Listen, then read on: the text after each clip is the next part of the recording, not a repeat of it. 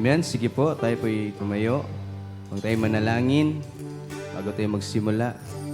Dakilang Diyos, salamat Panginoon sa gabing ito na ginabayan niyo po kami Panginoon sa pagdako sa lugar na ito upang maparangalan ka Panginoon, mapuri, may taas sa aming buhay. Panginoon, hayaan niyo po Panginoon na patuloy nakikilos yung presensya sa gabing ito upang maranasan namin Panginoon ang iyong pag-ibig, ng iyong pagyakap Panginoon sa bawat isa sa amin. Hayaan mo, Panginoon, ang iyong banal sa itong Espiritu ang siyang kikilos, Panginoon, at tanging ikaw lamang ang aming maranasan sa gabing ito. Tunay, Panginoon, walang ibang madakila, maitaas, maparangalan sa aming buhay, kundi ikaw lamang, Panginoon. Sa pangalan ni Jesus, lahat magsabi ng Amen. Amen. Amen. Alam ko po na narito po tayo ngayong gabi para po tayo ay magpuri sa ating Panginoon at ibigay po natin yung para sa Lord na pansalamat at pagpupuri at magpasalamat po tayo sa kalakasan na binibigay niya dahil siya po ang kalakasan sa buhay natin. Amen. Kaya po sabay-sabay po tayo magpasalamat at magpuri sa ating Lord na buhay. Yes!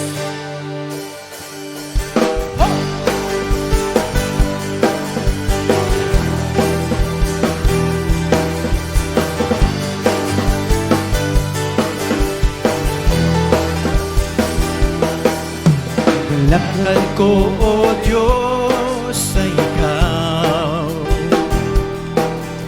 Presensya mo'y kalakasan ko'y maapaw. Kahit na may problema, ay kayang-kaya ko. Sa gitna ng pagsubok, ako ay sasambang magpupuri sa'yo. Kalakasan ko, O Diyos! Kalakasan ko, O Diyos, ay Ikaw. Presensya mo'y kalakasan ko'y umaapaw. Kahit na may problema, ay kayang-kaya ko.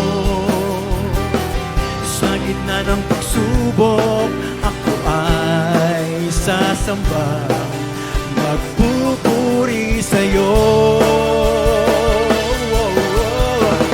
Ako ay sasayaw sa'yo, sasambahin ang ngalan mo. Kahit pinipigilan ay di papayag na tatahimik lang, laging magbababad sa'yo sa piling mo, Panginoon. Kahit pinapawisan ay okay lang, makapiling ka lang. Yeah!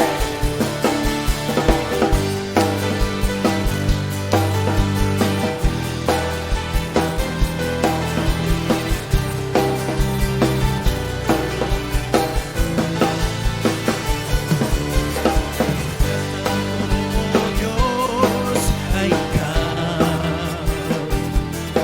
Sa presensya mo'y kalakasan ko'y maapaw. Kahit na may problema, ay kayang-kaya ko.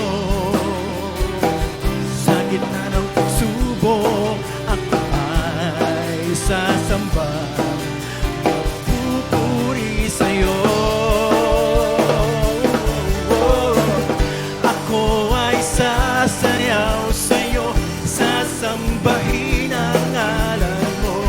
Kahit pinipigilan ay di papayag na tatahimik lang, laging magbababad sa'yo sa piling mo, Panginoon.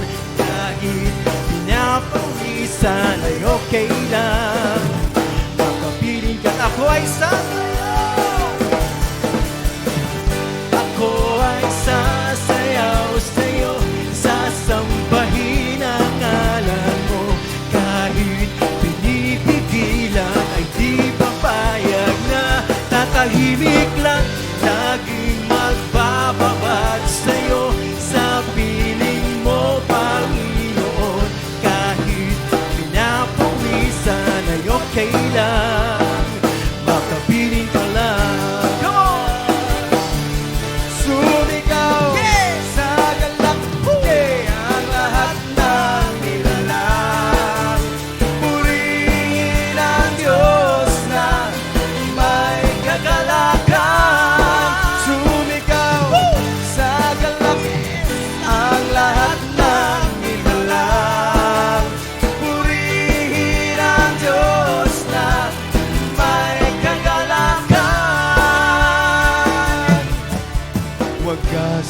na papuri sa Kanya ay ibigay.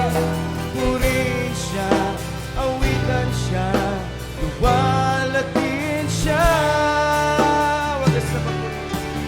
Wagas na papuri sa Kanya ay ibigay. Purihin siya, awitan siya, luwalatin siya. Sumigaw sa galit ang lahat ng nilalang. Purihin ang Diyos na may kagalakan. Sumigaw sa galak ang lahat ng nilalang. Purihin ang Diyos na may kagalakan. Kataas-taas ang Diyos, kami magpupuri sa'yo. Kataas-taas ang Diyos, kami sumasamba sa'yo. Karapat-dapat kang tumanggap ng papuri at pasasalamat. Dakila ka, kataas-taas, kataas-taas ang Diyos. Kataas-taas ang Diyos, kami magpupuri sa'yo. Kataas-taas ang Diyos, kami sumasamba sa'yo. Karapat-dapat kang tumanggap ng papuri at pasasalamat. Dakila ka, kataas-taas, dakila ka. Dakila ka, kataas-taas ang Diyos. Dakila ka, dakila ka, kataas-taas ang Diyos. Dakila ka man, karapat-dapat kang purihin, karapat-dapat kang sambahin. Hallelujah. Patuloy ka naming sambahin, Panginoon. Pasalamatan sa aming buhay. Sa lahat, Panginoon, na yung ginawa na kabutihan. Maging, Panginoon, sa iyong katapatan, Panginoon, sa aming buhay. Tunay, Panginoon, ikay hindi nagbago. Noon, ngayon, at kailanman, Panginoon. Kaya karapat-dapat ka lamang, Panginoon, itaas sa aming buhay. Hallelujah.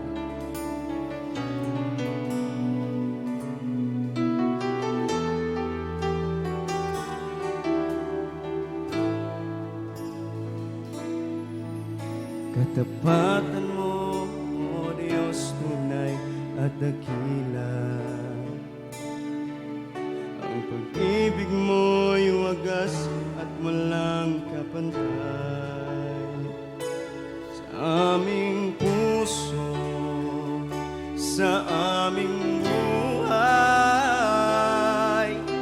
papurit pagsambay, iaalay. Bukas, noon, ngayon, magpakailanman, luwalatin ka. Muli po, katapatan mo, O Diyos. Katapatan mo, O Diyos, tunay at dakila. Ang pag-ibig mo'y wagas at walang kapantay. Sa aming puso, sa aming buhay, papurit pagsambay, iaalay. Bukas, noon, ngayon, magpakailanman, luwalatin ka.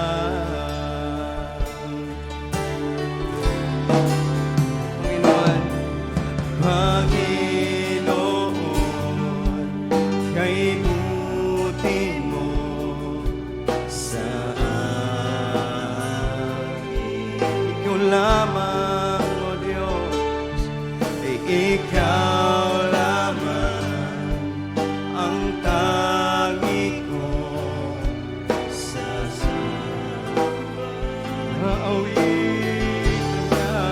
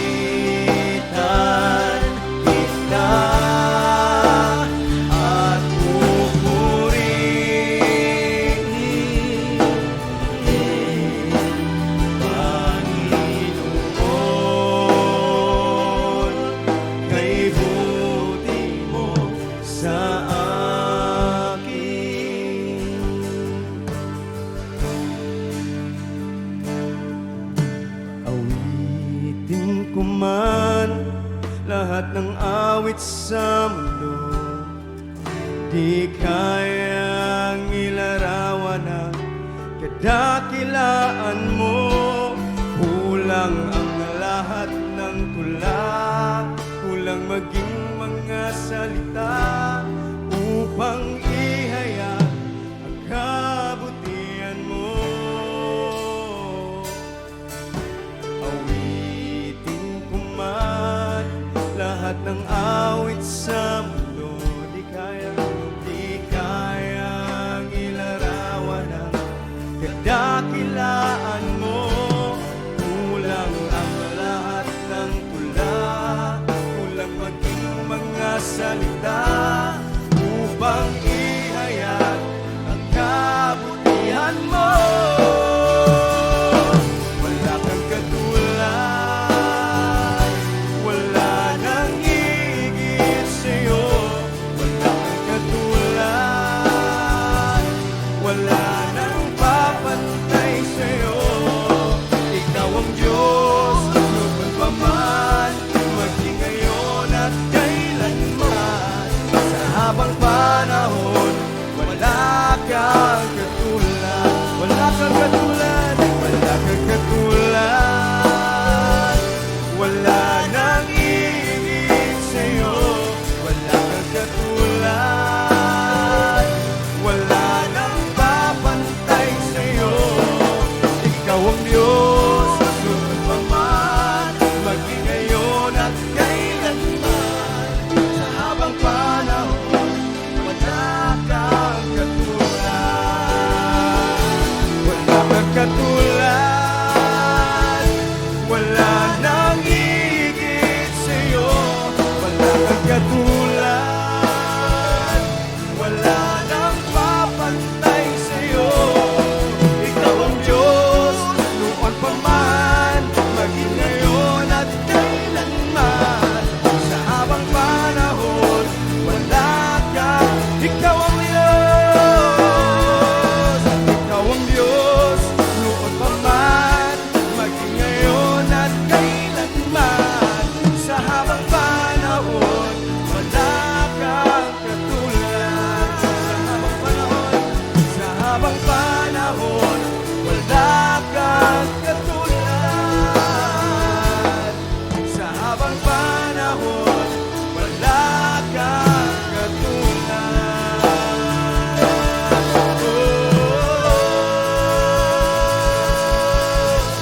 Wala kang katulad, O Diyos. Purihin ka. Purihin natin ang Diyos na buhay. Hallelujah.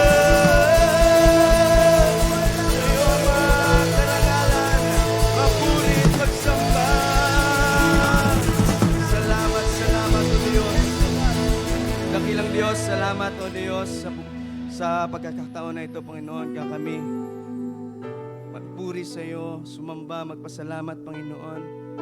Patuloy kaming magpapasalamat sa kalakasan na patuloy na ipinagkaloob niyo po sa bawat isa, kalusugan ng aming pisikal na pangangatawan, Panginoon. Tunay, Panginoon, walang ibang may taas sa parangalan kundi ikaw. Sa iyo pinakamataas sa papuri at pagsamba, Panginoon, sa pangalan ni Jesus. At magsabi ng Amen. Amen.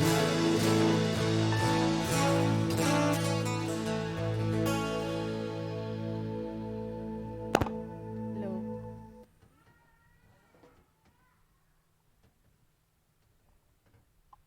Magandang gabi po sa ating lahat.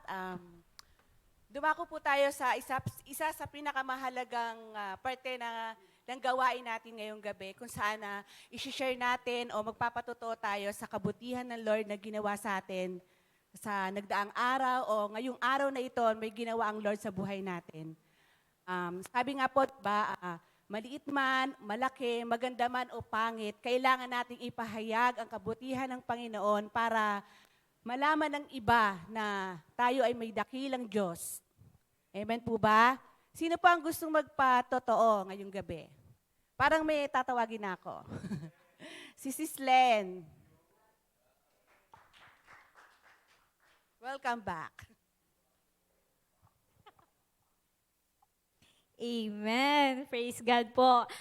Gusto ko lang ipagpasalamat sa Diyos yung lahat ng kamangha-manghang bagay na ginawa niya sa buhay namin nung nandoon po kami sa province. Alam niyo po, nung dumating po kami doon, so ano yun, dumating po kami doon, time na yon, niyakap ko po yung nanay ko, yung tatay ko, talagang pinaramdam ko sa kanila yung pag-ibig ni Lord. Tapos, nung time na yon nga, yung isang purpose namin kaya po kami nakauwi doon, is yung nga, magpapatuloy si Joel. Ito po ba ito sa testimony ko to. Kasi po, nung time na yon, nandiyan na po yung doktor. That time po, yung anak ko, tinitingnan ko. Akala ko, sabi ko, kinakabahan natin anak ko. Sabi ko, Joe, kinakabahan ka ba? Gumagano ako sa kanya. Hindi siya na-imake, pero sabi ko, mag-pray ka kasi kasama natin si Lord. Si Lord na magbibigay ng kalakasan sa iyo. At yun nga, nagmamasdan ko siya. Tapos nung sinalang na siya, nakaganon siya. Di ba? Sa picture nga, nakaganon po siya. Tapos habang inaano ko, sabi ko, nung ano na po siya, parang ako po yung kinakabahan. Sabi ko, ano ba to, Lord, bakit ako yung kinakabahan? Hindi naman ako yung tutuliin. Sabi ko gano'n. Sabi ko, talagang si Lord is napakabuti dahil, yun nga, nung sabi ko mag-pray siya, nung time na yun, hindi ko po siya kasi po, before pa po kami dumating nung time na yun, sabi po nung doktor, may isa pong tinuli, unang-una bago siya. Umiyak daw po, sobrang lakas po yung iyak niya, parang ano nga daw po, sobrang hindi mo pa mapatahan daw. Pero nung siya na po yung sinala, sabi, uy, kaisog daw, sabi niya, tapang naman itong batang to, sabi ko, praise God. Tapos yun nga, nung in-injectionan lang po siya ng pampamanhid, doon lang po siya napaaray kasi siyempre masakit yung Pero nung na po, hindi na po. Tapos nung mga ilang araw na sabi ko, anak, bago pa lang yung mo, bakit naglalaro ka na? Alam niyo po yun? Yung time na yun sabi ko, anak, sariwa pa yan bakit, nahihiya pa nga po siya magparas, kaya yung tito niya po yung Tapos nung time na yun, sabi ko, sariwa pa yan, anak, huwag ka muna maglaro. Ay, mama, hindi na masakit. Sabi ko, hindi na talaga. Sabi ko, wala ka nararamdaman sakit. Sabi ko, gano'n.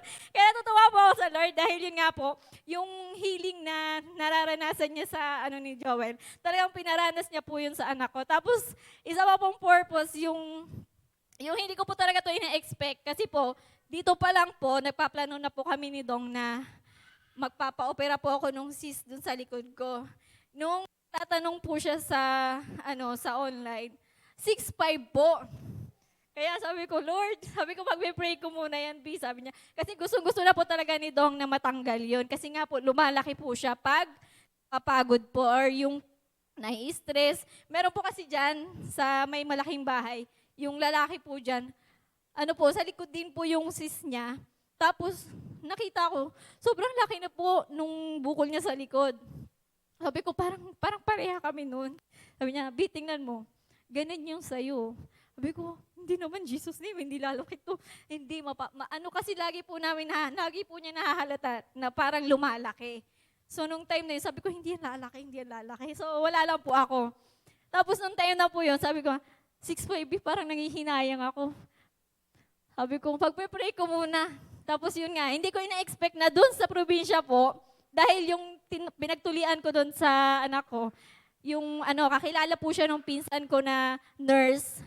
Sabi po sa akin, nung time na yon, dahil sa kinakabahan po ako, hindi po ako nakapagtanong doon sa doktor na kung nag-opera din po siya ng bukol sa likod. Kaya hindi po. So pangalawang punta ko doon, ako lang po mag-isa dahil yung ate ko, may hinatid po yung tiyahin ko doon sa Nabal, doon sa lugar na malayo po kasi yung pinamamalingkian namin doon eh.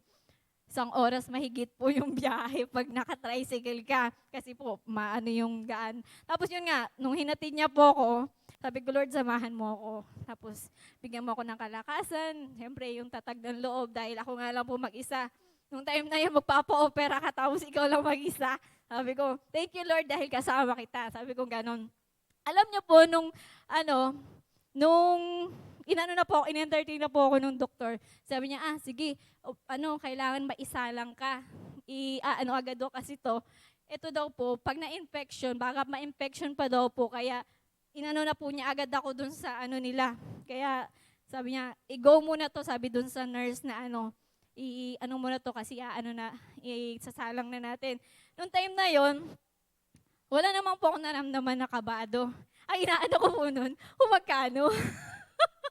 yun po, yun po nasa isip ko. Sabi ko, tapos tinanong ko po yung nurse. Hindi ko alam, ate, kasi sabi niya, dati po kasi 500 lang. Alam niyo po, nakakatuwa nung natapos po yun. Sabi po ng doktor, sabi niya, donation lang. Sabi ko, praise God, thank you Lord. Kasi pagmula po sa 6'5", sinabi po na donation na lang daw. Sabi ko, tuwa po ako kay Lord kasi sabi ko, napakabuti mo talaga Lord. Dahil yun nga, dun sa pagpapatuloy na yon, tapos hanggang dun sa pagpapa-opera ko din sa likod ko. Napaka buti ng Diyos dahil naranasan po namin yung pabor ng Lord. Tapos yun nga po, nag-ano na lang po ako ng donation ng 500. So from 6'5", naging 500 lang po yung opera ko sa likod. Kaya thank you kay Lord dahil napakabuti po talaga ng Diyos. At yun nga po, yung kahapon na paglarga namin, alam niyo po yung 27 pa po sana kami lalarga pa uwi. So hindi po natuloy dahil nga po, hindi naman po siya bagyo, pero nabalita nga shoreline daw po yung nagpapaano ng hangin, tapos yung lakas ng hangin, ng ulan, yun po yung nagpapaano ng masamang panahon. So hindi po kami natuloy noon. Sabi ko may purpose po doon, kaya hindi po ako natuloy. Dahil yung sugat ko po sa likod, nung pinatanggal ko po yung tahi, bumuka. Sabi ko, ano ba yan? Bakit bumuka? Alis na kami kinabukasan. Kaya sabi ko, Lord, thank you, Lord. Dahil, yun nga, hinayaan niya muna na medyo, niya, hanggang sa ginagamot ng ate ko. Sabi ko, mas effective talaga yung yung ginagamot ko dito, jelly. Kasi tumitiklop agad. Sabi ko, wala akong nakita doon sa Nabal. Kasi wala po silang, yung jelly na inaano ni Reb sa akin. Sabi ko, yun lang yung ginagamot ko sa mga sariwang sugat nila Joel, ni Dong, yan, nila Jem. Yan lang po talaga yung Tapos yung prayer ko nga na, sabi ko, Lord, hindi lalong lumaki yung ko sa likod. Kaya sabi ko, thank you Lord, dahil yun nga, nung nakaabot kami, nag-New Year kami doon, okay naman po, kompleto yung pamilya ko, yung isa lang naman po talaga yung wala doon sa aming magkakapatid. Kaya tuwang-tuwa po yung tatay ko, maingay lagi sila, maingay yung bahay namin kasi dalawa sila laging naglalaro. So, hinahayaan lang po nila kasi minsan lang naman may maingay sa bahay nila. Kaya tuwang-tuwa po yung tatay ko na naglalaro sila ng anak ko, lalo si Jem po. Baka din po kasi siya yung, alam niyo, may kunwari, may kalaro, tapos, lolo, anuhan kita, gantuhan kita, ganyan. Eh, natutuwa po yung lolo niya. Kaya sabi ko, purihan ng Diyos dahil yun nga, nagkabanding pa kami ng medyo matagal-tagal dun sa lugar na yun. At yun nga, nakabanding ko rin po yung mga kapatid ko na matagal namin hindi nakasama, ganun. Tapos yun nga, yung kahapon na paglarga namin, maulan po talaga, maulan. Nung pag-alis namin, naulan pa nga po yun. Parang pa nga po ako na tutuloy ba kami o hindi. Pero sabi naman ni Lord, tumuloy ka. May po si Lord sa akin na tumuloy ka. Tapos yung na nga po, nung nasa barko na kami, alam niyo po yung pag ganon yung barko. Nakikita ko talaga, kaya hindi po ako natulog. Jesus name. Tapos lagi pong pinapaalala sa akin ni Lord, yung sinasabi po ni Reb na kada sakay mo sa isang sasakyan, ideklara mo agad na Jesus is Lord over this barko, this bus, ganyan. Yun lagi yung ko. Kaya sabi ko, Lord, sasamahan mo kami sa biyahe namin, tapos iingatan mo kami. Yan nga, yung mga angel habang nagaganon-ganon yung barko. Jesus is Lord over this itong barkong ito, ikaw ang Panginoon ng barkong ito at hindi mapapahamak ang nagtitiwala sa iyo.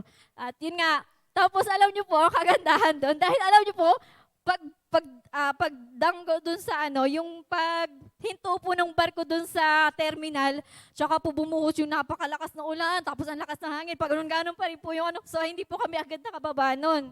Kaya sabi ko, thank you Lord, dahil hinayaan niyo po na makarating muna kami doon sa lugar na tinawiran namin, bago niyo po pa anuhin yung sobrang lakas ng hangin. Sabi ko, thank you Lord talaga, thank you Lord, dahil yun nga po, kasi nung time na yun, baka hindi pa po ma-stranded po kami noon. Yun ang iniiwasan ko, kaya ayoko po talagang bumiyahe na masama po yung panahon. Kasi po, ang hirap po, dalawa yung kasama ko. Yung isa tahimik, yung isa mabait na mabait. Kaya purihin po ang Diyos sa aming buhay na, yun nga, na pinatunayan niya na buhay siya at tunay na dakila. Kaya purihin po ang Diyos.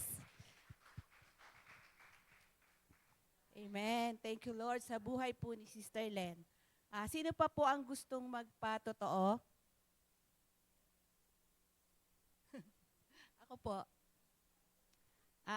Ako nagpapasalamat ako sa Lord sa buhay ng aming pamilya sa nagdaang taon. At kami ay, alam ko na biniyayaan niya kami, binigyan niya kami ng mga blessing na hindi ko mabilang. Nagpapasalamat ako kasi kahit na merong na ayoko umiyak. Kahit na merong nawala, pero alam ko ibabalik ni Lord ang lahat ng nawala. At nagpapasalamat ako kasi alam ko na yung prayer ng isang nanay, didinggin ng Lord yan in His perfect time. At nagpapasalamat din ako dahil may nawalang isa, may pinalit naman si Lord na isa ulit. Nagkaroon ako ng alaga, 2 na yung alaga ako sa bahay. Malapit na nga magtatlo. Thank you, Lord, kasi pinuprovide niya yung pangangailangan ng mga batang yun. Sabi ko, Lord, may purpose ka kung ba't mo binigay ito sa aking mga bata na to. Kung ano man ang pangangailangan niya, Lord, alam ko ipoprovide mo, lalo na doon sa pag-aaral, kasi hindi lang naman siya elementary, high school, may college pa po. Alam ko, Lord, mo ibinigay ang mga batang to dahil nga gusto mo rin na makakilala siya. Yun din ang panalangin ko dun sa isa niyang kapatid. Kaya alam ko na ipoprovide ni Lord yung mga pangangailangan nila. At ang purpose ko talaga, yung makakilala sila kay Lord talaga na katulad ng mga ate nila, kuya nila na nagsiserve kay Lord. Nung last Sunday na nag-church dito yung kapatid ni Lucky, nakatingin siya dun sa 2 niyang kapatid, yung parang yung may luha ng konti, nakita niya nagsasayaw. Usap ko siya, sabi ko, gusto mo ba sa church? Sabi niya. Sabi ko, gusto mo ba nang sumayaw? Sabi niya, ayoko. Yung ginagawa ng Kuya Gogoy mo, sabi kong ganyan, sabi niya, pwede, sabi niya ganon. Tapos yung si pastor ng ipag-pray, nakita ko siya, pinag-pray ko silang 2 magkapatid. Talagang yung umiiyak talaga siya. Ngayon ko lang siya nakitang umiyak kasi isa yun sa 3 magkakapatid siya yung matigas ang ulo daw eh. Pero nung pinag-pray ko silang 2 magkapatid, talagang lumuluha silang 2. Sabi ko, ang prayer ko sa kanila, kulang man sila ng magulang, pero alam kong ipapadama ni Lord yung mga kakulangan. Si Lord ang magpupuno sa pamamagitan namin, sabi ko. Basta ko ano yung mga pinag-pray ko nag-declare ako sa kanila ng magagandang bagay. Kaya nakita ko yung 2 magkapatid na umiiyak. Kasi ang kulang din sa kanila is closeness. Wala silang closeness magkakapatid. Pinag-pray ko din yung maging close sila sa pamamagitan ni Lord. Ayun, tapos nag-usap kami ni Roderick, sabi ko, si Lay naaawa ako, sabi ko ganun. Kung ano yung nararanasan ni Levi dito, gusto ko maranasan niya. Sabi niya, baka mahirapan ka na, sabi niya ganun. Tapos, sabi ko, tignan na lang natin, sabi kong ganun. Ayun. At thank you kay Lord kasi kung pagkakalob talaga ni Lord na mapunta siya sa amin. Thank you kay Lord kasi binibigyan niya ako ng pagkakataon na makapag-raise uli ng mga bata na mapapalapit sa Kanya. Ayun. Thank you kay Lord kasi isang rin na binigyan niya ako ng pagkakataon na maalagaan itong mga batang. Thank you, Lord. Sino pa po ang gustong magpatotoo?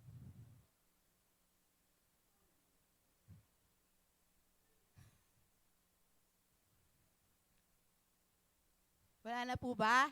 Bibigay na po natin ng mic kay Pastor Albi.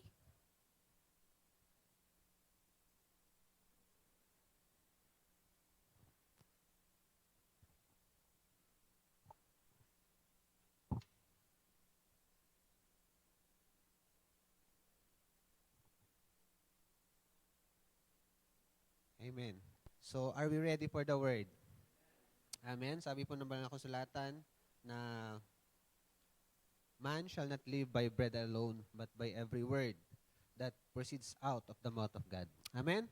Kung ang physical po natin, meron pong pangangailangang pagkaing physical, ganun din po ang ating spiritual. Amen? Because we are spirit being. Tama po ba? Amen. May kausap po ba ako? Amen. So, let's pray. Heavenly Father, we thank you for this night. We thank you for this opportunity that once again, we are gathered, O God, to celebrate your goodness, to hear from you. Lord, salamat sa iyong salita na siya pong amin pong maririnig sa gabing ito. It will penetrate to each and everyone's heart na itong lamang salita mo, Diyos, ang siyang makapagbago sa buhay po namin. We honor you, Holy Spirit. We glorify you. This we ask in Jesus' name. Amen and amen. Amen. So, ang theme po natin for the whole year is about crossing over. Amen. Natanong na po ba natin sa sarili natin, are we ready for the new mandate to cross over? Amen. Natanong po ba natin, ready na ba ako to experience crossing over? Amen. Kailangan po kasi sa atin, being children of God, being a soldier of God, we have to condition first ourselves. Tama po ba? Before you go into battle, tama po ba? You have to prepare first. Tama po ba? Kailangan maghanda ka muna. You have to establish yourself first. Hindi ka basta-basta pupunta sa isang sitwasyon na hindi ka prepared. Tama po ba? Otherwise, failure. Same holds true po sa every declaration ng ating Panginoon sa ating iglesia. Year after year, if we want to experience that declaration, we have to prepare ourselves first. Iko-condition muna natin ang ating sarili. Amen? So, ang teksto po natin ay kinuha pa rin po dito po sa Joshua chapter 10, verse 11. Actually, verse 11 lang po yung nailagay, pero sinama ko po itong verse 10. Joshua chapter 1, verse 10 to 11. Sabi po rito, so Joshua ordered the officers of the people. Ito na po yung time na kung saan wala na po si Moses, namatay na. Verse 11, go through the camp and tell the people, get your provisions ready. Pinaghahanda po ang mga Israelites. 3 days from now, you will cross the Jordan here to go in and take possession of the land the Lord your God is giving you for your own. Amen? Ang Diyos po ang magpala sa pagbasa po ng kanyang banal na salita. Tignan po natin dito. Ito na po yung time na kung saan tutuparin na ng Diyos yung promise ng Panginoon for the Israelites long before. Amen? Sa mga ninuno pa lang nila, pinangako na po ng Diyos. And here comes the situation na kung saan pinaghahanda na sila to possess the land. Amen? Makikita po natin that there is a great task given to Joshua. Sa buhay po natin, pwede po natin i-relate itong patungkol kay Joshua. Year after year, ito pong taon na ito, hindi man po sa pangkalahatang iglesia, maaari po sa personal natin, are we ready to cross over sa personal life natin? Yung ipinangako ng Diyos for this year, are we ready to take into possession? Handa na po ba tayo to take that opportunity na ma-experience natin yung promise ng Lord for this year? Amen? Ito po, mayroon pong task binigay kay Joshua kasi wala na po si Moses. Kamamatay lang po ni Moses. Balikan po natin. Bago ko po ituloy, ito pong topic ngayon, pinamagatan ko po itong crossing over considerations. Meron po pala dapat tayo i-considera before crossing over. Hindi ka basta-basta susugod without those considerations. And let us study this passage from verse 1 up to verse 11. Nandiyan po lahat. Joshua chapter 1, verse 1 to 2. Sabi po rito, kasi may task po na binigay ang Panginoon kay Joshua dahil wala na po si Moses na kanyang leader. After the death of Moses, the servant of the Lord, it came to pass that the Lord spoke to Joshua, the son of Nun, Moses' assistant, saying, Moses, my servant, is dead. Now therefore arise, go over this Jordan, you and all these people to the land which I am giving to them. Sino po yung mga yon? The children of Israel. So meron pong task na binigay po kay Joshua. Dahil wala na po si Moses, patay na, so next in line to the leadership ay walang iba po kundi si Joshua. Whether Joshua like it or not, dahil siya po yung tinalaga ng Diyos to lead the Israelites, siya po ang maglilid. Amen? Pero makita po natin, prior po sa book ng Joshua, God had already prepared Joshua. Alam po natin yon? Amen? Kasi battle after battle, piniprepare po ng Diyos si Joshua. Probably, dito po sa verse 1 and 2, God is telling Joshua to finish his mourning. Maaari po kasi nagluluksa pa si Joshua sa pagkamatay ni Moses. Dahil malapit po sa buhay ni Joshua si Moses. Siya ang leader niya eh. Siya ang nag-mentor sa kanya. So, nung time na kinuha na siya ng Diyos, maaring nagluluksa. Amen? Let's imagine the situation. Maaring nagluluksa. Kahit po gaano katigas si Joshua into battle, may puso pa rin po siya na soft. Amen? Pagpatungkol po sa malapit sa kanyang buhay. Probably God is telling Joshua to finish his morning stage. Yung pagluluksa niya. Kaya nga sinabi ng Diyos, Moses, my servant, is dead. Now, therefore, may pagdidiin, arise. Humayo ka, tumayo ka na. Tama na yung pagluluksa na yan. At inutusan po si Joshua to go and possess the land. Face the reality. Maaaring sinasabi ng Diyos kay Joshua, you have to face the reality and accept the challenge or mandate given by God. Ano po yon? That is to lead the Israelites to the promised land. Si Moses po nahirapan in leading the Israelites to the promised land. Amen? Tama po ba? Kasi million yun eh. Sabi po ng banal na kasulatan, sa galit ni Moses, anong ginawa niya? Di po ba? Marami po siyang, kumbaga, kinilos na hindi kaaya-aya sa Panginoon. Bakit po? Sa tigas ng ulo. Sabi nga po kanina ni Ate Shirley, isa lamang po yun yung matigas na ulo na yun. Amen? Samantalang hinawakan po ni Moses, millions of people.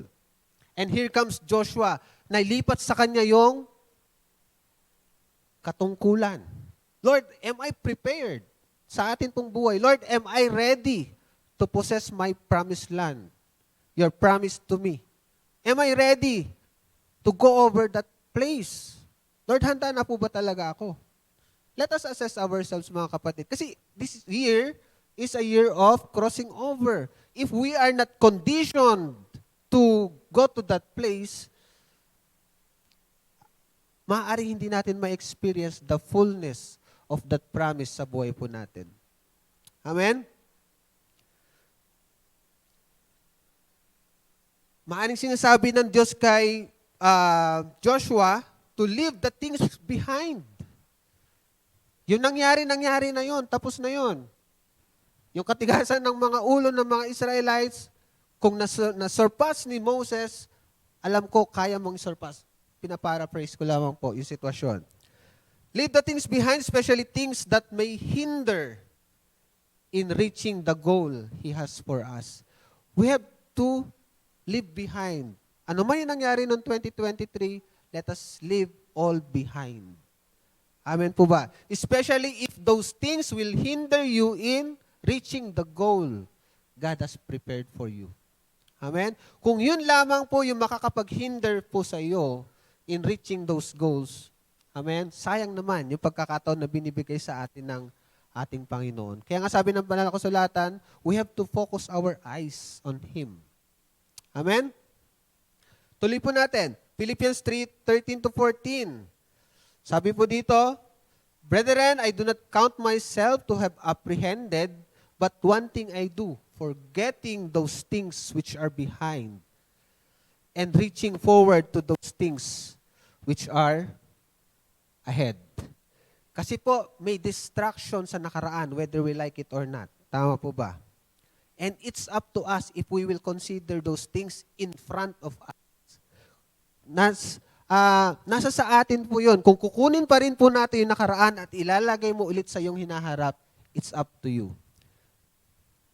Pero po, ang consequences po nun is you will not reach. Amen? Although may promise ang Lord, probably those promise will remain as promise. Bakit po? Because we are not yet ready. Amen? Bakit po hindi po dumating sa buhay po ni Moses? Probably Moses is not ready to go to that promised land. Kaya po hindi po niya narating yung promised land. At narating po iyon in the life of Joshua as their leader. Tingnan po natin, ano po itong characteristic ni Joshua bago po natin tignan yung mga considerations in crossing over. Joshua is a faithful warrior and a good leader. Battles after battles na pagbagian po niya. Amen? Kumbaga nakita po natin yung tactics niya talagang, kumbaga sa panahon natin ngayon, nagsusurvive sila at lagi silang nananalo. Bakit po? Dahil po sa pagiging faithful and a good warrior po ni Joshua. Another thing, Moses gave Joshua his name. Ito po, part of declaration. If we want to fulfill God's destiny for us, we have to declare every now and then. Sabi po dito, Moses gave Joshua his name, meaning the Lord has delivered. Deliverer. Amen? Ang ibig sabihin pala nitong Joshua. The change from his former name, Hosea, meaning he has delivered. Numbers 13 verse 16 and Deuteronomy 32 verse 44 reflects a confession of the God of Israel as Savior. Kaya napakahalaga po ng declaration. Napakahalaga ng confession.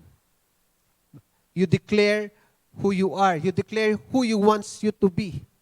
Dinideklara mo. Kaya po, very powerful ang tongue eh. Kaya po, lagi natin sinasabi sa mga magulang, lalo na yung magkakaroon ng anak, you have to choose carefully the name. Otherwise, you are declaring negative things sa bata. Tama po ba? Amen? Kaya very important po sa banal na kasulatan ang pagpili ng pangalan. Bakit po? It's part of declaration. And especially for us, believers of Christ, our confession are very powerful. Our tongue, sabi ng banal na kasulatan, ay makapangyarihan. It can kill. Amen? Pwede siyang makapatay, pwede rin po siyang makapagbuhay. Another thing, Joshua first appeared in Israel's war with the Amalekites. He fights on behalf of Moses and leads Israel to victory. He thus personifies Israel at war. He's a good leader in terms of battle. Amen? Sa buhay po natin, mga kapatid, we face battle every day, whether we like it or not. Amen? We have to have this kind of attitude patungkol kay Joshua. Na kung saan we can face battle every day of our lives and we can be a victor, not a victim. Another thing, when he reappears in Exodus 24:13, Joshua climbs Mount Sinai alongside Moses. Later, Joshua warns Moses of the noise that comes from the camp below where Israel engaged in idolatry. Ito, he joins Moses in the covenant-making process and in watching over its preservation. May kasama pala itong si Moses. Amen? When it comes to the covenant ng Diyos sa bayan ng Israel. With Caleb, Joshua spies out the land and returns a positive evaluation of the possibilities of Israelite occupation. Finally, Joshua is designated as Moses' successor and is commissioned to succeed him.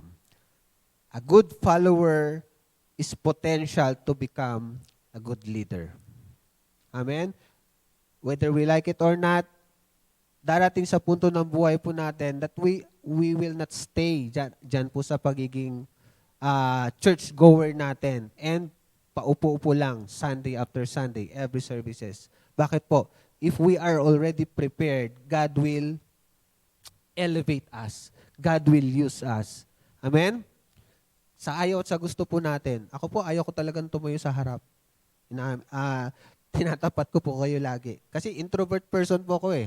Even po sa kinalakihan kong environment, I don't want to associate myself with other people. I don't want to speak in front of other people. Amen? Pero dahil po yun yung pagkatawag ng Diyos, anong ginawa sa akin ng Panginoon? Isinabak ako sa trabaho na wala akong choice kundi humarap sa tao. Amen? Kaya po nung nagtrabaho ako, wala akong choice kundi harapin different status of life ng mga tao. May mayaman, may sobrang yaman, merong mga politiko, amen, meron namang middle class, meron namang nasa baba. Amen? Yun pala ay preparation ng Diyos for me. Na kung saan gagamitin pala ako in this kind of platform. Amen? Alam ko po, may purpose po ang bawat isa po sa atin ng Diyos. Amen? Whether we like it or not. Otherwise, matutulad po tayo kay Jonah. Amen? Ayaw ni Jonah magpagamit eh. Pero nung ginawa ng Panginoon, He redirected the focus of Jonah. A good leader or a good follower is potential to become a good leader. Joshua heeds every instruction or direction of his leader, Moses. Amen? Luke 16:10, he who is faithful in what is least is faithful also in much.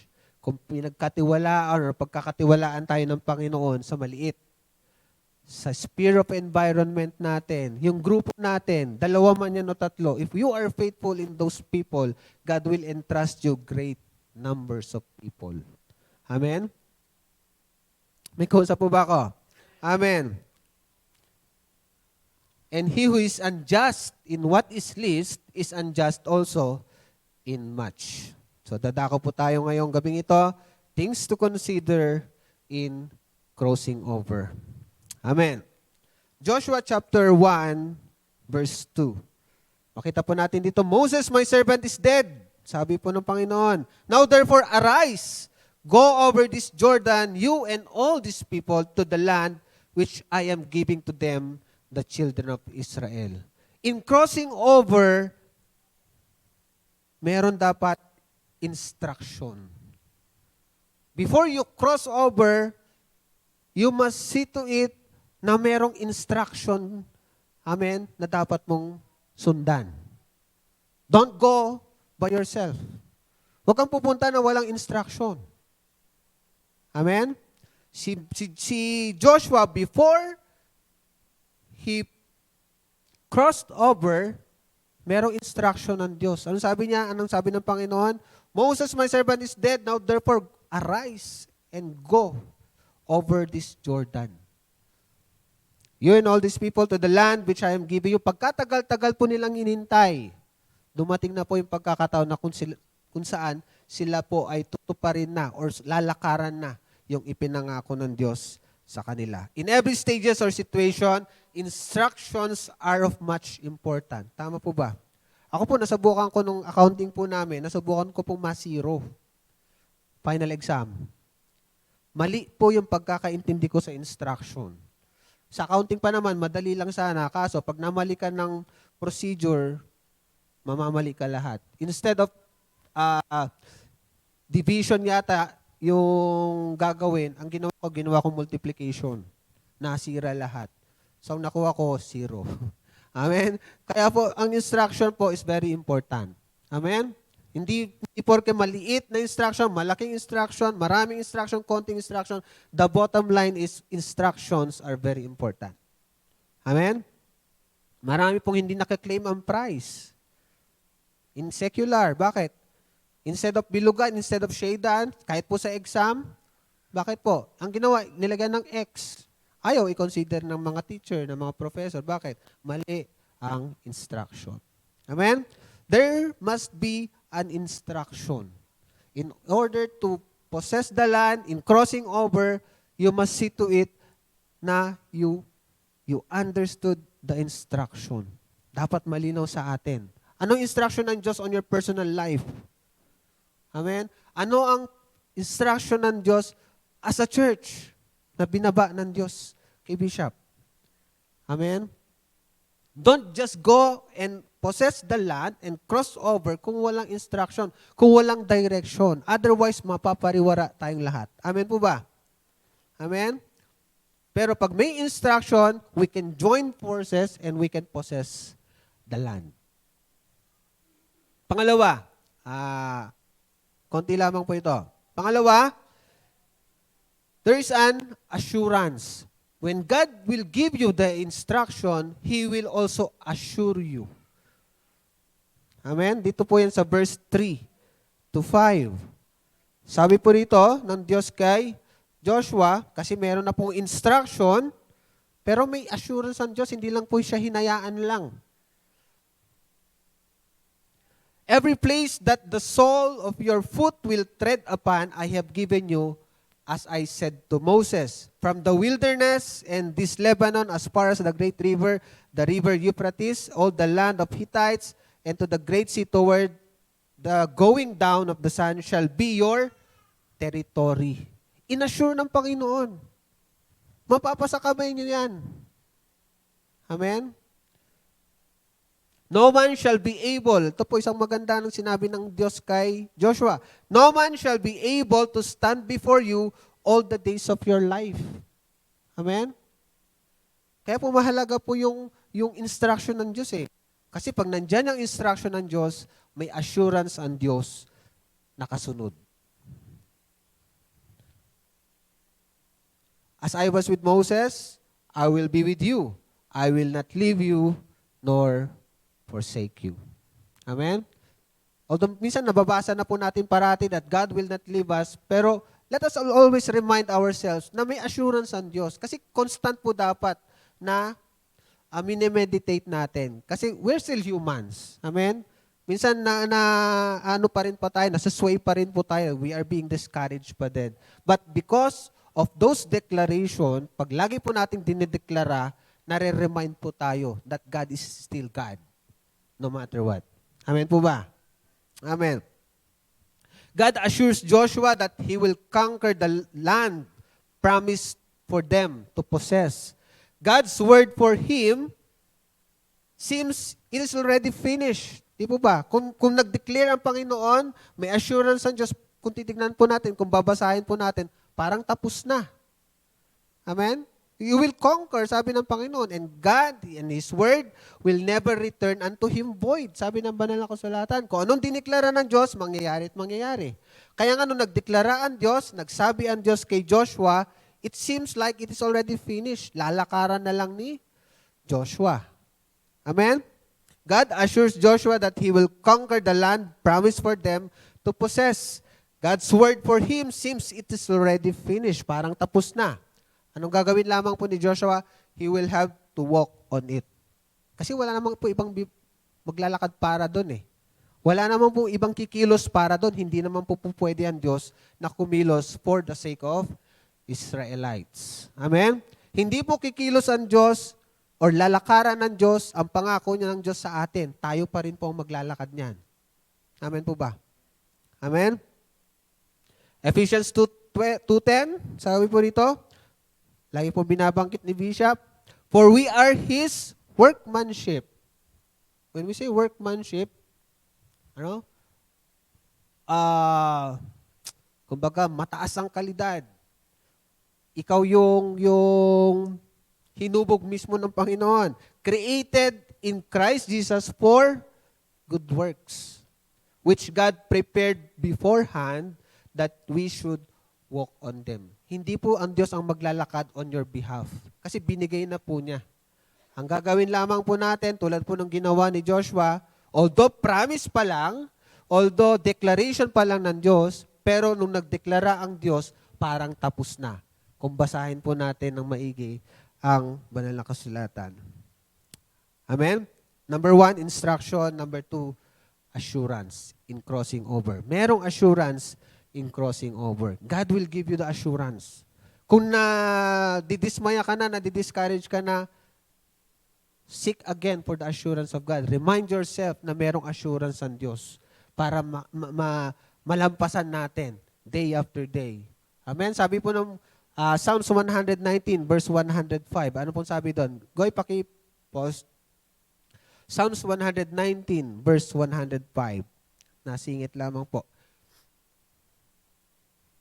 Sabi po dito, your word is a lamp unto my feet and a light unto my path. Lagi ko pong sineshare to sa worship team. Yung lamp po nila nung panahon na yon, konti lamang po yung naaabot na liwanag. Tama po ba? Amen? Unlike po sa atin ngayon, we have those sophisticated na mga flashlights that it can reach, di ba? Hundreds of meters away. Pero sa kanila, base po dito, lamp, konti lang. Yung spear niyan, konti lang yung naaninag ng liwanag. Ano pong ibig sabihin? That we have to trust God on a daily basis. Bakit po?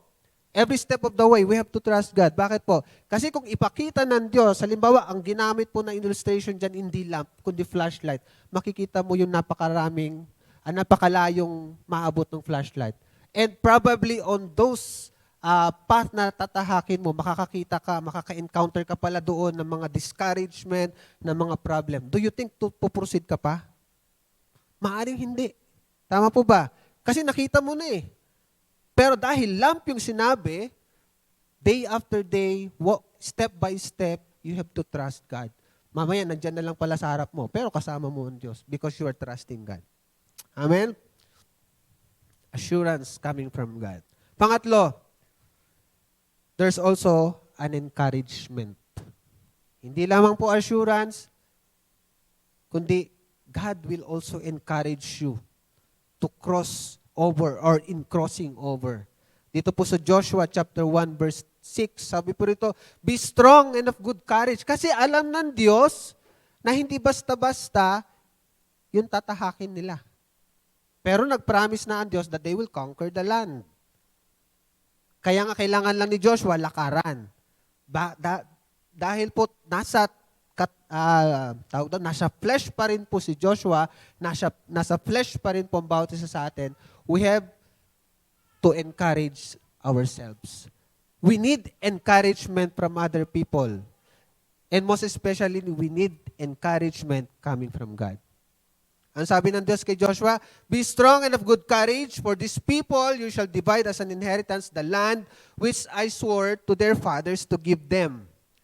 Everyone needs encouragement. Lahat po tayo need encouragement. Kahit si Bishop, he needs encouragement. Hindi porke Bishop siya, hindi porke pastor kami, we also need your encouragement. Every one of us needs encouragement. It's a motivational factor for everyone who are tasked to perform it. Pag may motivation sa'yo na binigay, amen, meron kang enthusiasm na gawin. Amen po ba? Mas gaganahan ka. Bakit? Merong nag-ano sa'yo nag-encourage sa'yo We may not see the future. Ano ba yung sa future natin? What lies ahead? Maybe hardship, maybe victory. But because there's an assurance, it is possible to finish the task. But because you are being encouraged, it is possible to finish the task. Amen? Amen. That's number 3. Encouragement. God can give us encouragement in crossing over. Pangapat po, we need focus in crossing over. Amen? Hindi dahil dineklara na, we have to cross over. Wala nang preparation. You just go. Amen? Hindi po tama. Amen? We have things to do. We have things to consider. Amen? Para ma-reach natin, mangyari sa atin yung declaration ng Diyos sa ating iglesia. Not only for this church, even for our personal life. Amen? Ano ba yung declaration ng Diyos on your personal life in crossing over? Ano ba yung promise ng Diyos sa iyo sa personal na buhay mo? You have to focus. Bakit po? Maraming discouragement, maraming ways ng kaaway para ma-distract tayo. Joshua chapter 1 verse 7, sabi po rito, only be strong and very courageous. Sarang sinasabi ng Panginoon, mag-focus ka. That you may observe, kita po natin ito, that you may observe to do according to all that which Moses my servant commanded you. Do you think kaya ni Joshua ito to do kung wala siyang focus? Probably hindi. Tama po ba? Kaya kailangan po ng focus in crossing over. Do not turn from it to the right hand or to the left, that you may prosper wherever you go. There are many things in life that may distract us. Tama po ba? Pagharap mo na lang kinabukasan pagbangon mo na lang may distraction agad. Maaring family yan, maaring loved ones yan, maaring trabaho yan, or anything or anyone that stands between you and God is a potential to be a distraction para ma-distract ka. Because the enemy knows that when we are distracted, we cannot concentrate on the things God wants us to fulfill. Tama po ba? Kapag distracted ka, wala kang focus. Pag wala kang focus, mahihirapan ka to reach the destiny God prepared for you, for us.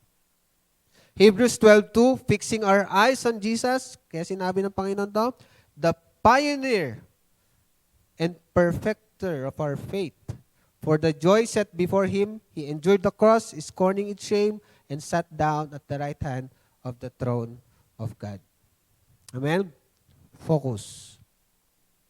Panglima, success in crossing over is conditional.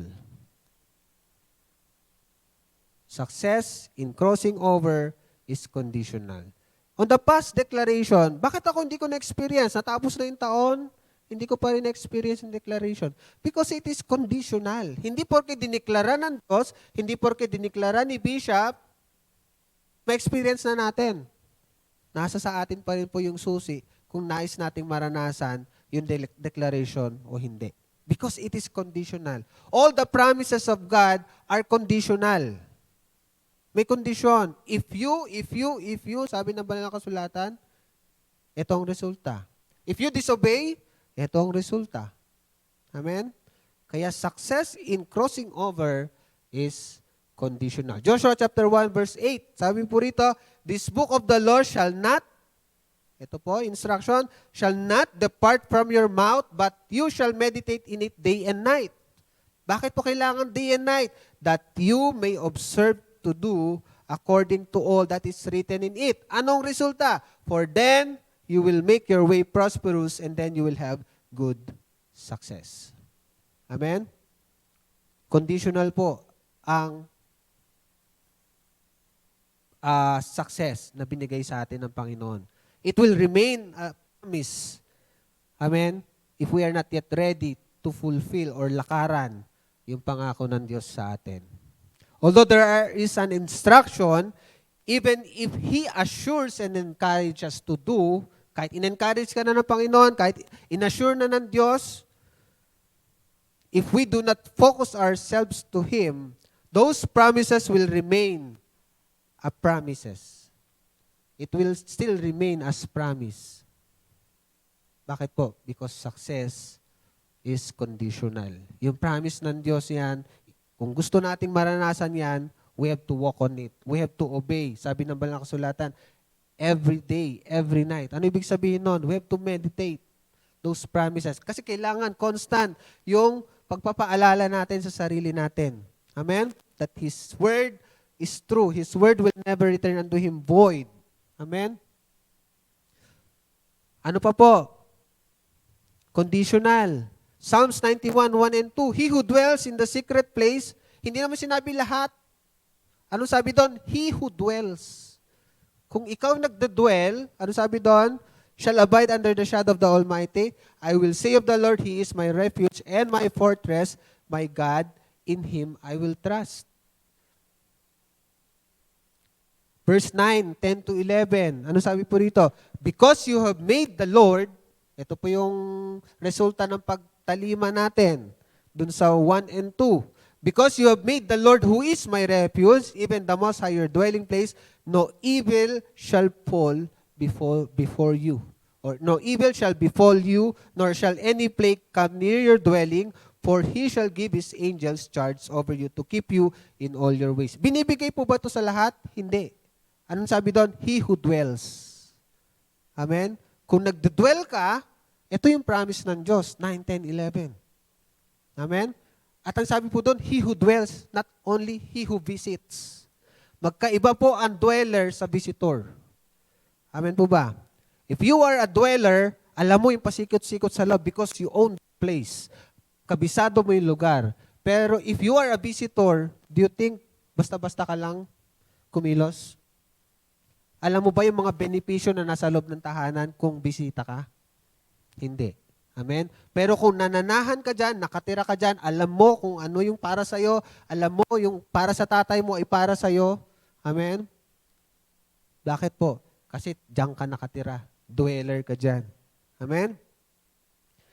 Verse 14, 15, and 16.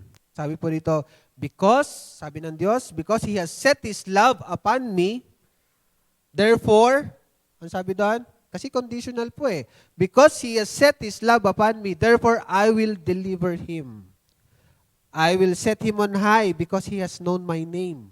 He shall call upon me and I will answer Him. Sasagutin ka ba ng Diyos kung di ka tumatawag? Tatawagin muna natin ng Panginoon. And I will answer Him. I will be with Him in trouble. I will deliver Him and honor Him. With long life, I will satisfy Him and show Him my salvation. Pang-anim po at panghuli, in crossing over. It must be personal revelation from God. Joshua chapter 1 verse 2. Sabi po dito, nagkaroon po ng personal na revelation ang Diyos kay Joshua. Moses, my servant, is dead. Now therefore arise, go over this Jordan, you and all these people to the land which I am giving to them, the children of Israel. Sabi pa sa verse 9, have I not commanded you? Pinapaalala ng Diyos, hindi ba kita inutusan? Hindi ba kita pinahayo? Be strong, of good courage. Do not be afraid, nor be dismayed. For the Lord your God is with you wherever you go. Bakit po? Because in Deuteronomy 31 verse 7, tignan po natin, Deuteronomy 31 verse 7, meron pong second-hand revelation si Joshua. Bakit second-hand revelation? Tignan po natin. Then Moses called Joshua and said to him in the sight of all Israel, be strong and of good courage. Sino yung nagsasalita? Si Moses. Pinapaabot ng Diyos. Be of strong and of good courage, for you must go with these people to the land which the Lord has sworn to their fathers to give them, and you shall cause them to inherit it. Pero, in Joshua, nagkaroon na siya ng personal revelation. Ang Diyos na mismo nagsalita sa kanya. Amen po ba? Kaya nga po, in crossing over, meron dapat tayong personal revelation coming from God. Amen? Maganda po, naririnig natin, encouragement ng iba, revelation ng iba, pero mas masarap pa din namnamin yung personal revelation na binigay ng Diyos sa atin. Amen? Another thing, Joshua chapter 1 verse 8, ito po yung personal revelation ni Joshua. This book of the law shall not depart from your mouth, but you shall meditate in it day and night, that you may observe to do according to all that is written in it, for then you will make your way prosperous and then you will have good success. Dahil sinabi po dun sa Deuteronomy 29 verse 9, second-hand information ulit, second-hand revelation ulit. Therefore, keep the words of this covenant and do them that you may prosper in all that you do. Sinabi lang ulit sa kanya. Nung Deuteronomy, in the book of Deuteronomy. Sinabihan na siya noon. Amen? Pero mas lalo siyang, kumbaga, merong enthusiasm na gawin nung nagkaroon na siya ng personal revelation from God. Dito sa book of Joshua. Joshua chapter 1 verse 5. Another personal revelation coming from God for Joshua. No man shall be able to stand before you in all the days of your life. As I was with Moses, So I will be with you. I will not leave you nor forsake you. Balikan po natin Deuteronomy. Sinabihan na po siya dati. Deuteronomy 31, 7 and 8, tsaka 22, 23. Then Moses called Joshua, second-hand revelation, and said to him in the sight of all Israel, be strong and of good courage. You must go with these people to the land which the Lord has sworn to their fathers to give them, and you shall cause them to inherit it. And the Lord, He is the one who goes before you. He will be with you. He will not leave you nor forsake you. Do not fear nor be dismayed. Amen?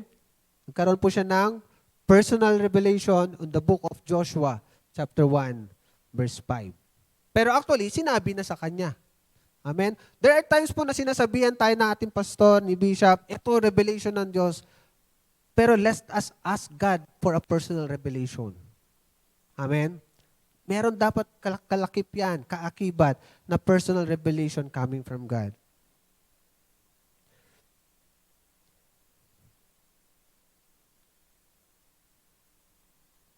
(22 and 23), therefore Moses wrote this song the same day and taught it to the children of Israel. Then he inaugurated Joshua the son of Nun and said, be strong and of good courage, for you shall bring the children of Israel into the land of which I swore to them, and I will be with you. Hearing from God, amen, especially yung rema na sinasabi po natin, the spoken word of God, personal speaking of God for us, amen, hearing from God through reading and meditating His Word, the Logos, the written Word of God, are always better than getting revelations from other people. Amen? If we do not seek God for a personal revelation, amen, what if yung tumatayo dito hindi na angkop or hindi na yun yung tinuturo ng Diyos?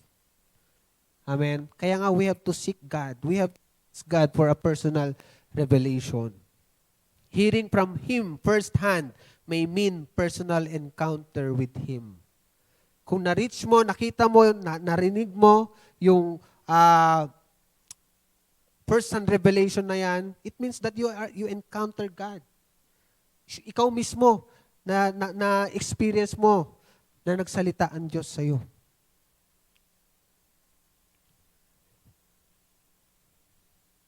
Ito pong panghuli, He did not promise us a worry-free nor a problem-free life. Hindi po prinamis ng Diyos na madali ang pagko-crossover natin. Amen. Hindi yan prinamis ng Panginoon. What He promised us, that in every problem we are in, He is able to do exceedingly abundantly above all we could ask or think. Ephesians 3:20. Tulad po binanggit po natin, it is conditional. If we obey, if we follow instruction, if we heed His commandments. He promised us that He won't give us testings we cannot bear. 1 Corinthians 10:13. Amen? Bibigyan tayo ng Diyos na kung saan kaya natin lampasan anumang pagsubok dumating sa buhay po natin. He will be with us in trouble. Psalms 91:15-16. Hindi po niya pinangako na wala tayong problema, pero pinangako niya that in every problem, in every trouble, kasama natin siya. He will never leave us nor forsake us. Joshua 1:5. Panghuli po, if God is for us, who can be against us? Hebrews 13:6, Psalms 27:1. For this year's declaration, God is reminding us to do our part. He's reminding us, don't just cross over. Huwag ka lang basta tatawid without heeding His instruction, without the guidance of our God through His delegated authority. Amen? God is reminding us to do our part in order to reach the destiny He has prepared for us. Amen? Considerations in crossing over, meron dapat pong instruction coming from God. Don't just go cross over. Amen? Without instruction. I remember po nung total ngayon po January, I think January 15, 2015, nangyari po yung Mama Sapano sa 44. Na-remind lang po ako. Nung in-interview po yung isang pulis, kasama po nila, nagpaalam pa pala siya sa superior niya na matay, yung pinatay. Sabi niya, pwede ba ako mag-retreat? Nagpaalam muna siya. Nung alanganin ng sitwasyon nila, pinayagan siya ng superior niya. Kaya yun ang nagkwento. Maraming ikwento doon sa nangyari. Kaya mahalaga po na yung nangyari po sa buhay ng tao na to. Amen? Dahil po doon sa pagsunod niya sa instruction. O sabi ng superior niya, you can go. Pwede ka nang magtago, pwede ka nang umatras. At yun po yung nabuhay sa kanilang lahat. Amen? Kaya mahalaga po ang instruction sa bawat isa po sa atin. Hindi po usapin, malaki, maliit, ang instruction. Amen? Ang usapin po dito is, are we ready to embrace the instruction? Are we ready to fulfill the instruction? Number 2, when God gives us instruction, He will assure us. There's an assurance coming from God. Pangatlo, not only assurance, He will also encourage us to go. Kaya yan, tuloy yan. You will possess the land. Amen? Dahil nagdeklara ang Diyos, finish na. Kung titignan natin, yung unawain natin yung sentence na ginamit ng Diyos, tapos na eh. Ang gagawin na lang ni Joshua, lakaran. Number 4, focus. In reaching the destiny God prepared for us, we have to focus. Marami pong distraction along the way. Number 5, success in crossing over is conditional. And number 6, it needs personal revelation. Amen? Amen po. Mapagpalang gabi po sa bawat isa. Amen. Tayo pong lahat ay tumayo.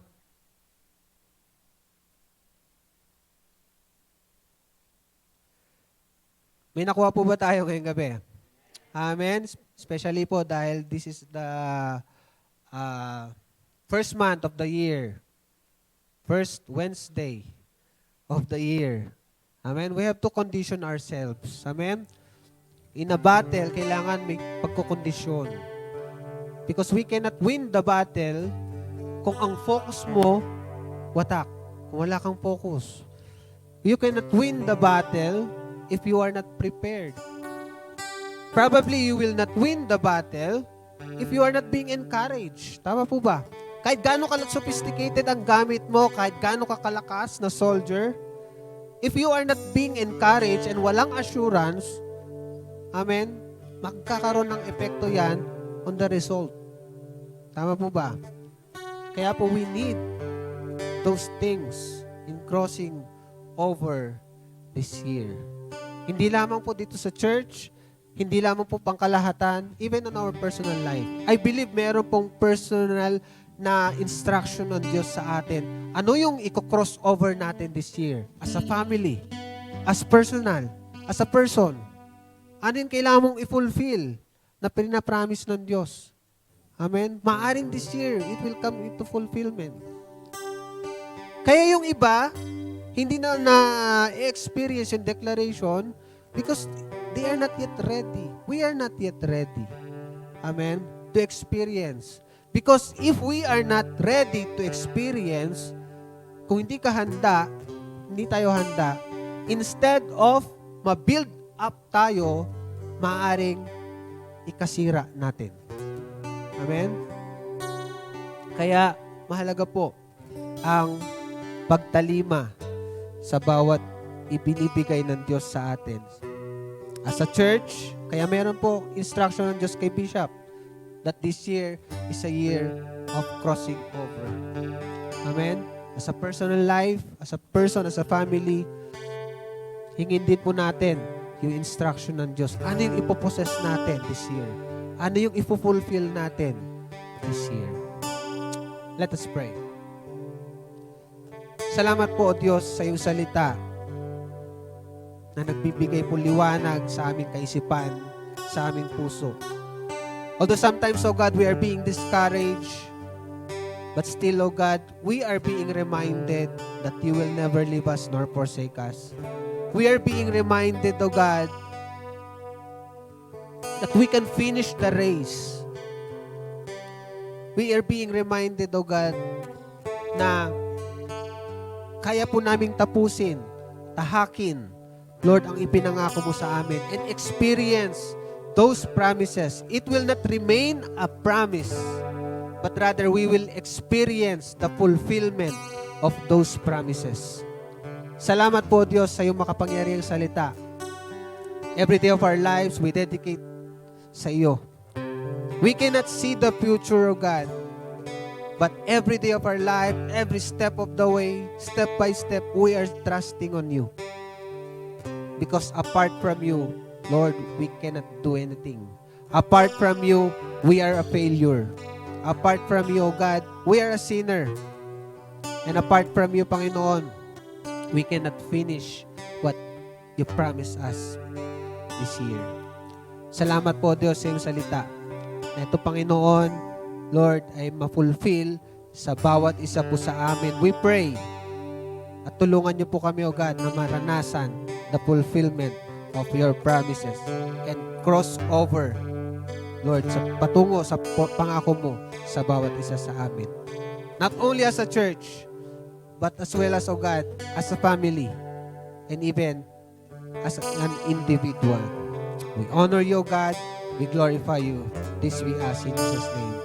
Amen.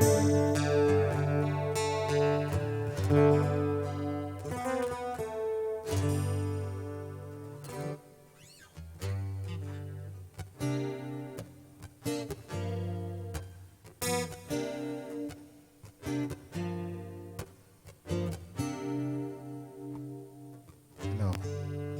Gandang gabi po. Tayo ay dadako sa malagang gawain po, ang pagbibigay. Ito, basahin ko lang nakasulat sa banal na kasulatan sa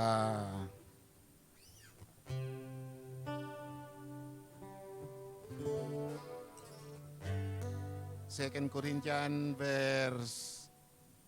chapter 9 verse 7. Sa bawat isa dapat magbigay ayon sa kanyang pasya, maluwag sa loob at hindi napipilitan lamang, sapagkat iniibig ng Diyos ang nagbibigay na may kagalakan. Amen. Tayo ay magbibigay na hindi tayo napipilitan lamang, kundi kusang loob natin, sapagkat ang binabalik lang natin ang karapat-dapat sa Diyos, sapagkat tayo ay binibigyan ng Diyos ng pagpapala. Dapat ibigay natin sa Diyos ang kalugod-lugod para sa Kanya, sapagkat mahirap pag nakawan ng Diyos. Ako, sawa na ng pag nanakawan ng Diyos eh. Kasi nakaraan ko, matagal na ako na Kristiyano. Nung nasa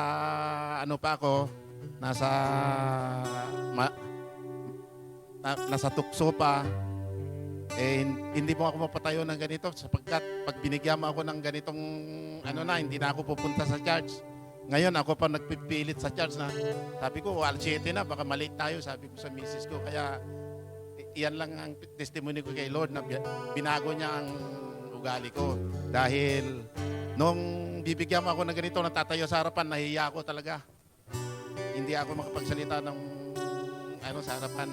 Ngunit, sabi ng Diyos sa akin, wag daw tayo ikahiya dahil hindi naman natin hindi naman tayo magnanakaw para mahiya tayo. Kaya ako, nagpapasalamat sa Diyos sapagkat binago niya ang aking pagkatao. Amen. Tayo ay manalangin sa ating kaloob, O Lord. Lord, salamat, O God, sa kaloob na ito, O God, na pinag-ipon mo, O God, upang magamit sa iyong kaluwalhatian. Magamit, O God, sa pagpalawak na iyong gawain, O Lord. Salamat, O God, at ibalik lang namin, O God, ang nararapat lang sa iyo, Lord. Salamat, O God. I-bless mo ang bawat isa na magbibigay, O Lord. At Lord, ito ay magpapalawak sa lahat ng gawain. At Lord, ito ay magagamit, O God, ng manggagawa namin, O God, upang mapalawak ang iyong gawain. Maraming salamat, O God. Muli, binabalik namin lahat ng kapurihan, pasalamatan sa tanging pangalan namin, Panginoong Hesus. Amen.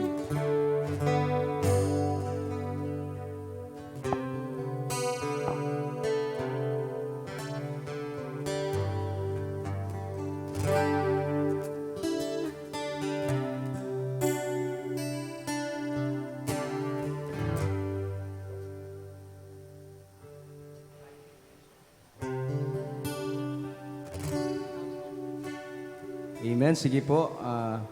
Announcement po, ngayong darating na Friday, meron pa tayong soaking. Ano po? Nakabilog lang po nakabilog lang po tayo dito at alas 7 pa rin po ng gabi. Yun po, tayo po'y umawit bago po tayo mag-closing prayer. Natin ang pinamataas sa papuri sa Panginoon. Sa iyo ang papuri at pasasalamat aming Diyos. Kaluwalhatian at karangalan alay sa iyo.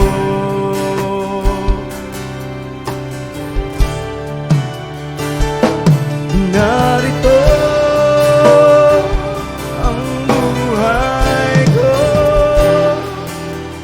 Panginoon, gamitin mo. Sa'yo lamang iaalay ang puso ko'y sa'yo.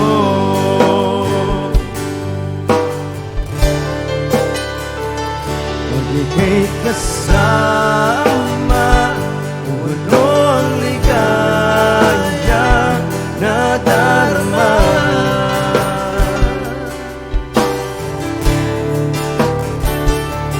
May pag-asa akong nakikita pagkapiling ka.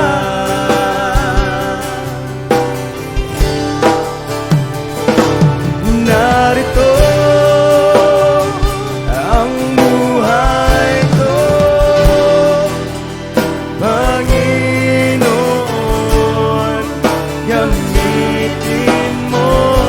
Sa'yo lamang iaalay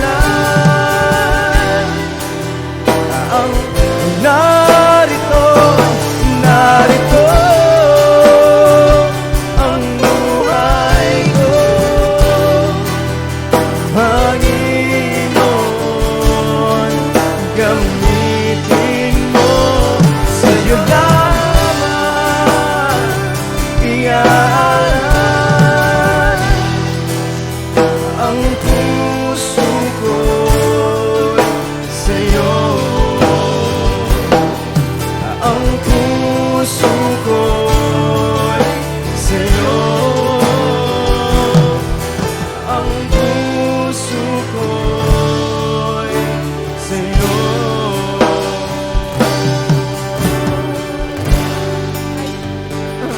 Tayo po'y manalangin. Lord, maraming salamat po sa gabing ito. Maraming salamat, Lord, sa salita na binigay niyo po kay Pastor Alvin. Nawa po ay i-bless niyo po siya at ang kanyang pamilya.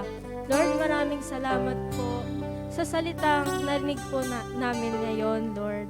At sana po ay ma-apply po namin yun sa aming buhay.